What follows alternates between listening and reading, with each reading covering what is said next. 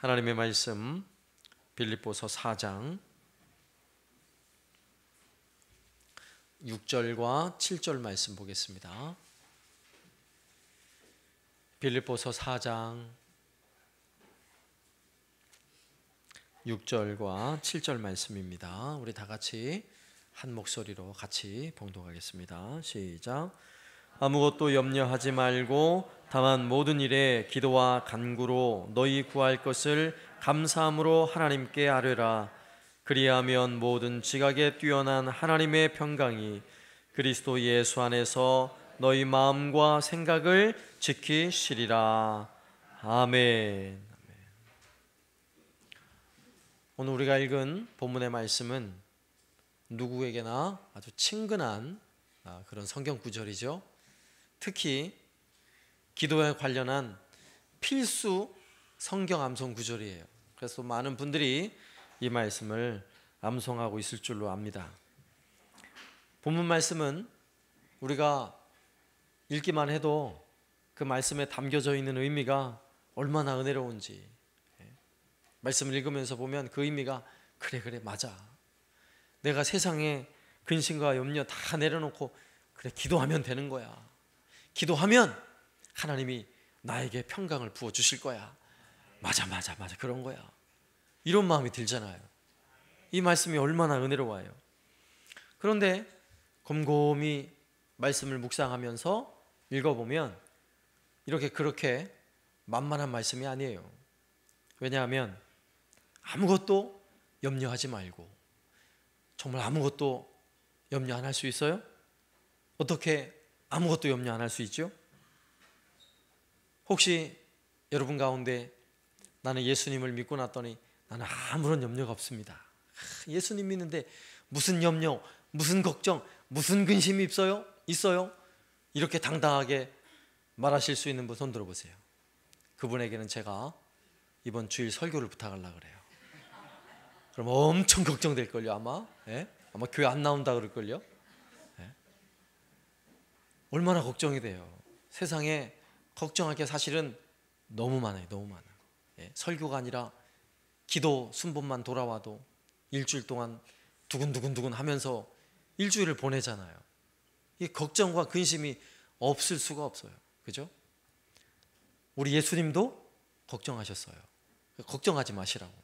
내가 근심하고 염려하는 것 때문에 여러분 너무 걱정하지 마세요. 오늘 말씀의 의미를 우리가 잘 살펴봐야 돼. 그래서 예수님도 걱정하셨다니까요.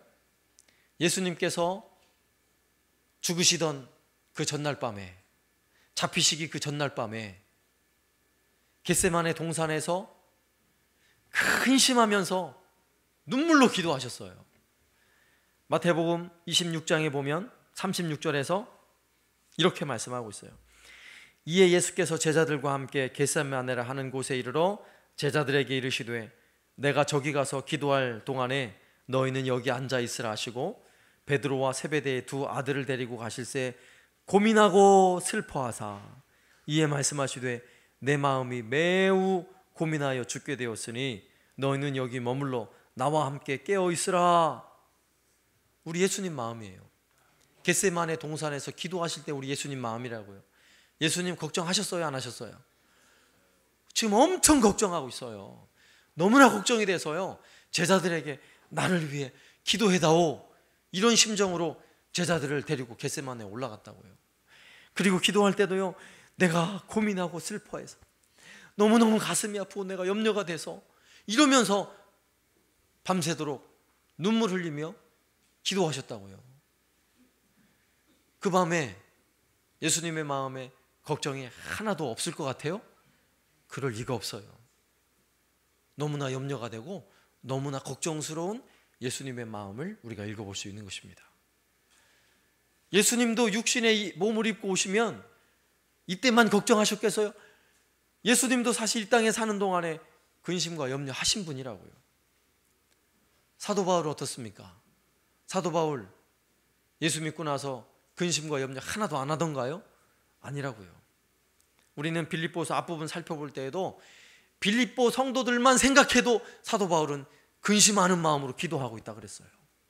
성도들만 생각해도 근심이 돼서 기도했다고요. 근심이 돼서. 그리고 사도 바울은요, 로마서 9장 1절에 보면 이렇게 자신의 마음을 표현하고 있어요. 내가 그리스도 안에서 참말을 하고 거짓말을 아니하노라. 나에게 큰 근심이 있는 것과 마음에 그치지 않는 고통이 있는 것을 내 양심이 성령 안에서 나와 더불어 증언하노니. 거부할 수 없다고요. 그 안에 있는 근심과 염려를요, 사도 바울도 거짓말 할 수 없다고요. 사도 바울도 목회자잖아요. 그 성도들 앞에서 나는 근심이 없습니다, 나는 평안합니다, 이렇게 안 했다니까요. 근심이 많다고 본인이, 많아도 너무 큰 근심을 가지고 있다고 사도 바울이 이렇게 표현하고 있는 것입니다. 예수님도 걱정하시고 사도 바울도 걱정하는데 우리가 걱정 안 하고 살 수 있어요? 근심 안 하고 살 수 있냐고요? 그런 사람이 없어요. 우리는 시시때때로 근심하고 걱정을 해요. 그런데 그런 시시때때로 근심하고 염려하는 그런 우리에게, 또 빌립보 성도들에게 아무것도 염려하지 말고 사도 바울이 왜 이렇게 편지를 쓰고 있을까요? 본인도 큰 근심 속에 있다고 고백했던 사람이 왜 아무것도 염려하지 말고 이렇게 표현하고 있을까요? 정말 이 말씀대로 어떤 사람은요, 나는 아무 근심과 염려가 없어요, 이런 말하면서 근심하는 사람 보면은 기도 안 하니까 그렇지, 기도 안 하니까. 기도해봐, 근심이 어디 있어, 염려가 어디 있어, 기도 안 하니까 그런 거야. 그러니까 믿음이 그거밖에 안 되지. 설교시킨다니까 제가, 그런 분은. 그러면 사실은 가식이 돼버려요, 가식. 그러면 정말 아무런 근심과 염려가 없다고 그렇게 무책임하게 행동하는 사람은요, 오늘 이 말씀의 은혜의 깊이를 몰라요. 그래서 오늘 말씀을 짧은 두 구절이지만 또 우리에게 매우 익숙한 구절이지만 두 가지 의미를 한번 생각해 보면, 첫 번째는요, 오늘 말씀은 근심에 머물러 있지 말라는 이야기예요. 근심이 찾아오면 반드시 기도하라는 거예요. 이게 우리에게 준 첫 번째 교훈이에요. 물론 우리는 누구나 근심 염려하지 않고 살 수 있는 인생이 없어요. 우리 인생에는 수도 없이 근심이 찾아오고 염려가 찾아오는 것이 우리 인생입니다. 그런데 염려가 있다고 염려하는 마음에 내가 머물러 있으면 안 된다고요. 염려하는 마음 때문에 내가 아무것도 못하고 있으면 안 된다고요. 염려하는 것 때문에 염려가 너무 커서 하나님을 찾는 일조차 방해가 되면 그게 안 되는 거예요. 그건 염려 속에 아예 머물러 사는 것입니다. 염려하는 마음이 들면 그 마음을 가지고 오늘 말씀에서는 거기 머물지 말고 기도하는 자리로 옮기라는 거예요. 그래서 6절 말씀에 아무것도 염려하지 말고 다만 모든 일에 기도와 간구로 너희 구할 것을 감사함으로 하나님께 아뢰라, 이렇게 권면하고 있는 거예요. 그러니까 염려가 찾아오면 염려 속에 머물지 말고 빨리 기도의 자리를 옮기고, 그렇게 기도하다 보면 염려가 변하여 감사가 된다, 이 말인 거예요. 이 말인 거예요. 그러나 염려를 꼭 붙잡고 놓지 않는 사람들이 있어요.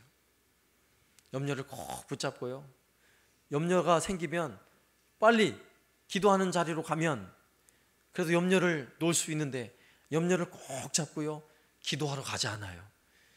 기도 줄을 잡지 않아요. 염려의 줄만 꼭 붙잡고 있어요. 그러면서 시름시름 하는 거예요. 예를 들자면 이런 거예요. 예를 들자면 건강 검진을 받을 때마다 주로 의사가 하는 말이 뭐예요? 운동하셔야 됩니다. 운동하셔야 돼요. 좀 적게 드시고 소식하시고 운동하셔야 됩니다. 이 말을 많이 들으시죠? 벌써 검진을 받아보니까 막 빨간불이 몇 개 들어왔어요. 수치가 막 몇 개 빨간불이 들어와 있어요. 그러면 그래, 나 이제 과식하면 안 되고 운동 열심히 해야지. 내가 오늘 이후로부터 내가 운동이야, 나 죽게 살기로 운동하는 거야, 결심했어요.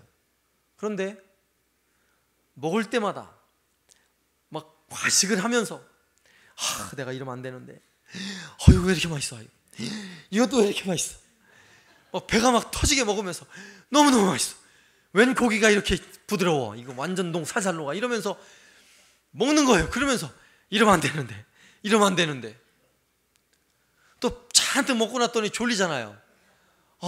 배부르면 빨리 산책 한번 하고 와야 되는데, 적어도 30분 이상 운동해야 되는데, 막 졸음이 쏟아져요.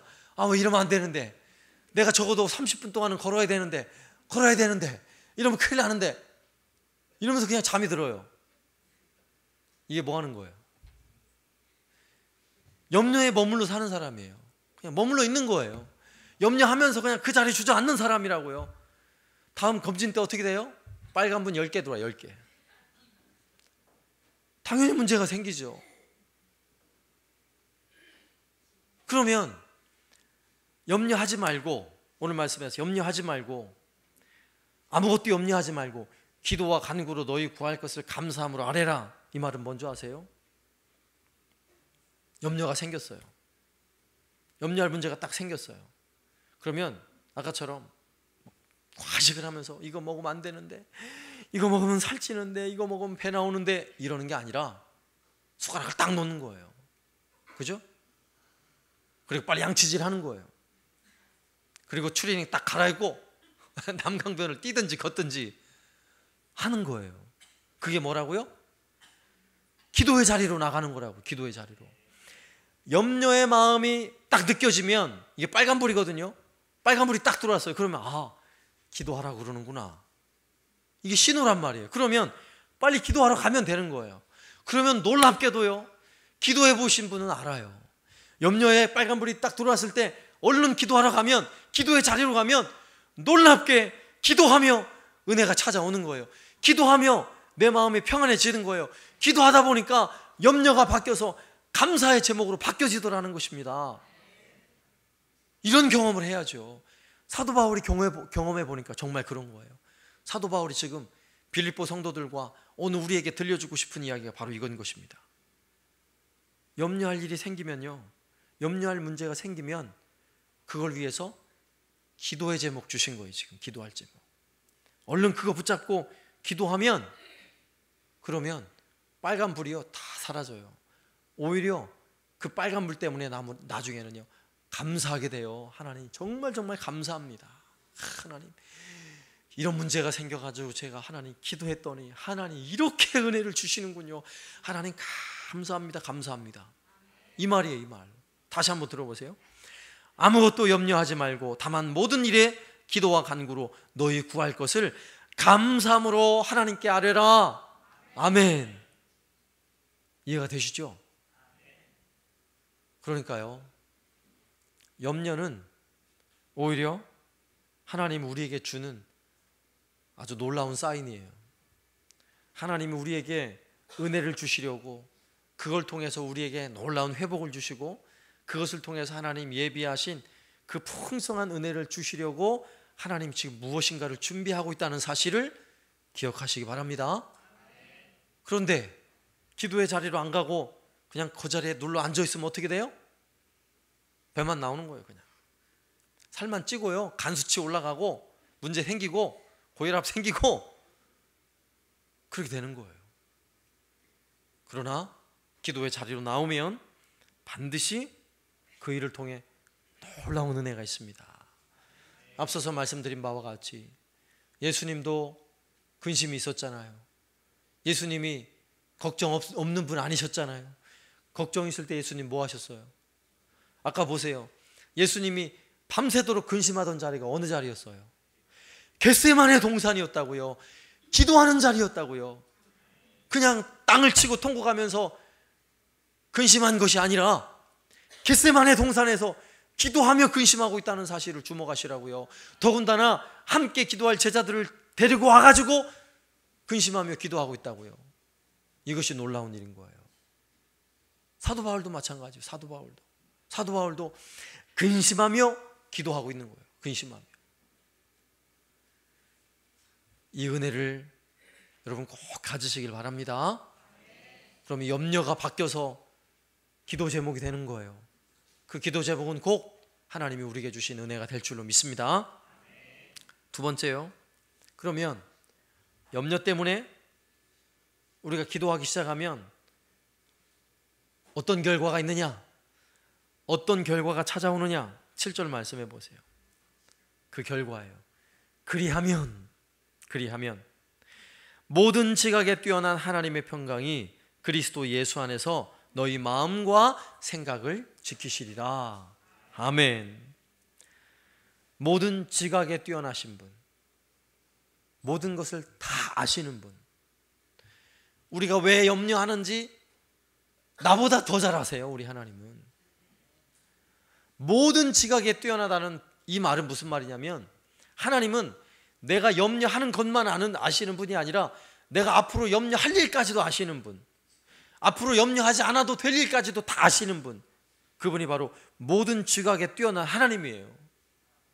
그 하나님의 평강이 임한다는 사실을 우리는 믿어야 하는 것입니다. 더군다나 그 하나님의 평강이 우리 마음과 우리의 생각을 지켜주시겠대요. 뭐 하면요? 그리하면 얼마나 놀라워요.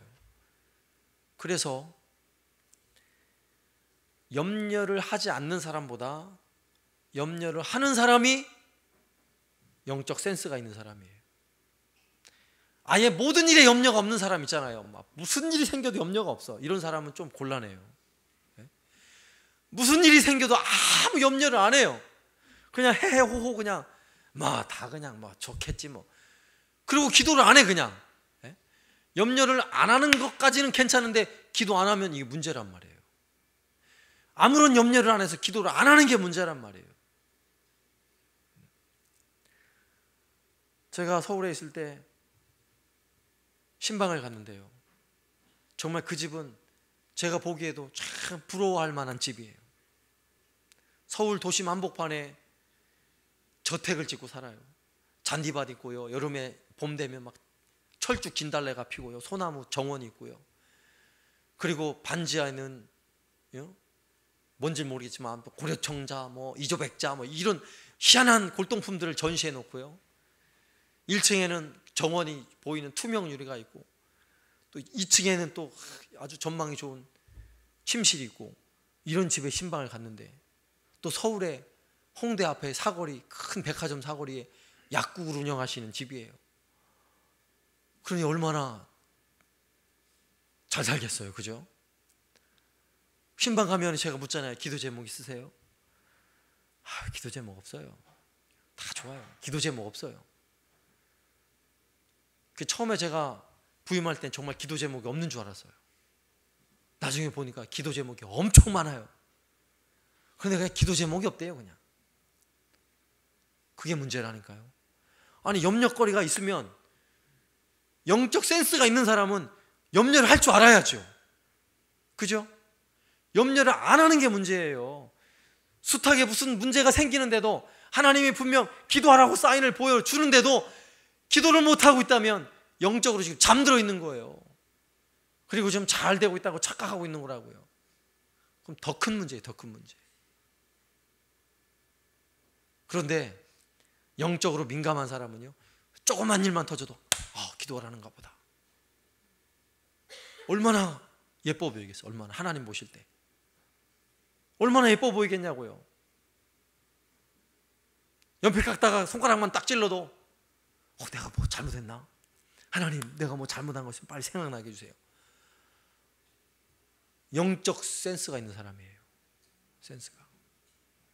심지어는요, 오늘날 우리가 살고 있는 이 시대에 우리는 더 좀 염려를 해야 돼요. 영적 센스를 가지고 염려를 해야 돼요. 어떤 염려를 해야 될까요? 이 시대를 바라보고, 이 나라를 바라보고, 우리가 살고 있는 이 사회를 바라보면서, 우리 자녀들 세대를 바라보면서 염려할 줄 알아야 돼요. 염려를. 그래야 기도할 거 아니에요. 하나님, 이 나라가 이래서 되겠습니까? 영적인 센스가 없으니까요, 그냥 마냥 좋은 거예요. 그냥 스마트폰 들고 다니면서 그냥 검색이나 하고 그냥 사진이나 보고 하하호 하면서 세상, 내가 이렇게 좋은 세상에 살고 있네. 염려를 안 하는 거예요. 이게 문제 아니겠어요? 차라리 영적으로 감각이 아주 예민해서 뉴스에서 나올 때마다 동성연애 합법화하려는 정치인들이 나올 때마다 하나님, 염려가 돼요. 염려. 하나님, 우리 아들 세대, 다음 세대 어떻게 살라고요? 하나님, 이거 큰일 납니다. 이거 하나님 말씀에 위배되는 일인데 이 나라가 이렇게 되면 어떻게 되겠습니까? 하나님, 안 됩니다. 하나님.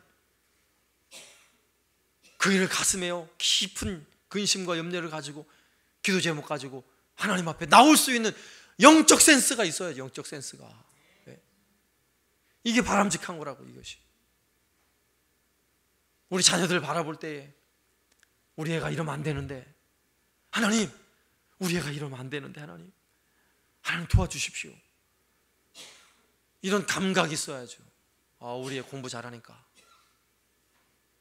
그거 하나로 그냥 밀어붙일래요? 아니라고요. 그냥 건강만 하면 되죠. 건강만 하면 되죠. 건강 하나 가지고 그냥 밀어붙일래요? 아니에요. 다시금 영적 감각을 가지고요, 다시 눈이 열려야 돼요. 눈이 열려야 돼요. 그리고 그 눈을 가지고 정말 내가 염려해야 할 때가 어딘지를 바라볼 수 있어야 돼요. 우리 한사랑교회를 바라보는 여러분의 눈이 바뀌어야 돼요. 바뀌어야 돼요. 교사의 직분을 맡았으면요, 나 정도니까 교사하지? 이 곤란해요. 사실은 염려가 돼야 돼요. 내가 교사? 어떡하지? 나같이 부족한데 내가 아이들을 더 사랑해 줘야 할 텐데 하나님, 제가 어떡하죠? 제가 교사를 맡았는데 제가 잘할 수 있을까요? 하나님, 저에게 새 힘을 주십시오. 하나님, 새 힘을 주십시오. 이게 영적인 센스라고요. 영적인 센스. 나에게 5명의 아이들을 딱 맡겨주면 그 순간부터 하나님, 내가 이 5명의 애들을 어떻게 할까요? 하나님, 내가 과연 이 아이들을 잘 돌볼 수 있을까요? 이 아이들이 과연 믿음 안에 굳게 설 수 있도록 하나님, 과연 내가 잘 1년 동안 섬길 수 있을까요? 염려가 돼야 정상이에요. 아무 염려 안 하고 그냥 무덤덤하게 그냥 1년 지나면 애들이 신앙이 잘할 거라고 생각하고 지내니까 이것이 문제인 거예요. 이것이 교회에서 찬양팀을 맡고 찬양 인도를 하고 마음에 늘 근심이 있잖아요. 근심. 오늘도 찬양 인도를 해야 되는데 내가 어떻게 해야 되나? 어떻게 해야 되나? 하나님 도와주세요. 제가 어떻게 그 일을 감당합니까? 하나님, 제가 늘 부담스럽지만 하나님 도와주셔야 됩니다. 그래야 기도하며 찬양할 거 아니겠습니까? 그래야. 교회에서 내게 맡겨진 모든 직분이 그렇고요, 교회에서 우리의 눈에 보여지는 모든 것이 그래요. 여러분 눈에 염려가 되는, 교회에서 볼 때마다 염려가 되는 그것은요, 바로 기도 제목이에요. 영적 센스를 가지고 그렇게 기도하면 놀라운 사실은 그 기도가 나중에는요 평안으로 바뀌다는 사실을 기억하시기 바랍니다. 내가 그렇게 기도하기 시작하면 나도 모르는 사이에, 어느 사이인가요, 이 나라 이 사회에 동성연애가 사라지는 거예요. 그 기도를 내가 시작하면. 내가 저 북녘 땅을 염려하며 동포들을 위해서 내가 기도하기 시작하면 어느 사이인가 하나님은 이 나라에, 이 민족이 통일의 은혜를 주시고요, 저 북녘 땅에도 왕래할 수 있는 길이 열리게 되는 것이고요, 이 놀라운 은혜를 우리에게 주신단 말이에요. 그러나 여전히 내게 영적인 감각이 없어서 기도해야 할 일임에도 불구하고 내가 기도할 감각이 없다면 안타까울 뿐인 거예요. 가슴 아플 뿐인 거예요. 그래서 고린도후서 7장 10절에서는 이렇게 말씀하고 있어요. 하나님의 뜻대로 하는 근심은 후회할 것이 없는 구원에 이르게 하는 회개를 이루는 것이요, 세상 근심은 사망을 이루는 것이니라. 아멘. 잘 한번 말씀을 보세요. 하나님의 뜻대로 하는 근심, 그것이 뭐겠어요? 우리 눈에 보여지는 모든 것이 하나님이 내게 주시는 기도 제목이다 생각하고 그 근심을 붙잡는 순간 그건 세상 근심이 아니에요. 하나님이 주시는 근심이라고요. 왜요? 내가 지금 기도하기 시작했거든요. 기도하는데 내 기도를 누가 도우세요? 성령께서 도우시거든요. 그럼 내가 기도할 수 있다는 것은 하나님의 그 일을 기도하도록 지금 내게 은혜를 베푸시고 있다는 사실입니다. 얼마나 놀라워요. 이런 영적 은혜 다시금 회복할 수 있길 바랍니다. 이제부터는요, 우리의 눈이 열리고 우리의 귀가 열려서 염려한다고 걱정하지 말고 그 자리 주저앉지 마시고, 그것이 곧 우리의 기도의 제목이 되어서 염려가 바뀌어서 내 기도 제목이 되고, 결국 그 기도 제목이 응답되어서 하나님께 감사할 수 있는 이 놀라운 은혜, 이 놀라운 평강이 저와 여러분의 삶 속에 넘쳐날 수 있기를 살아계신 예수님의 이름으로 축원합니다. 아멘.